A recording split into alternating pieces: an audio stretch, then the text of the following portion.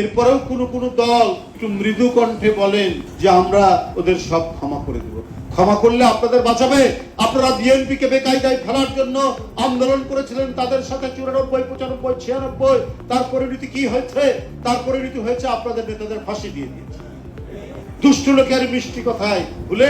এবং আপনাদের 71-এর যে আপনাদের বিরুদ্ধে যে অভিযোগ, আপনাদের বিরুদ্ধে যে কলঙ্ক, এই কলঙ্ক লেপন করার জন্যই তাদের সাথে একটু গায়ে পড়ে পীড়িত করতে যায়। এই গায়ে পড়ে পীড়িত করার পরিণাম কত ভয়াবহ হয়েছে এটি কি মনে নাই? এখনো চক্রান্তের এক বিরাট জাল বিস্তার করার চেষ্টা করা নানাভাবে এই সরকারের বিরুদ্ধে অপপ্রচার শুধু নয়, মব কালচার তৈরি করা হচ্ছে। গত মে মাসে এই মবের কারণে প্রায় 70 থেকে 75 জন লোক মারা গেছে মে মাসে। আজকে গণমাধ্যমে রিপোর্ট করে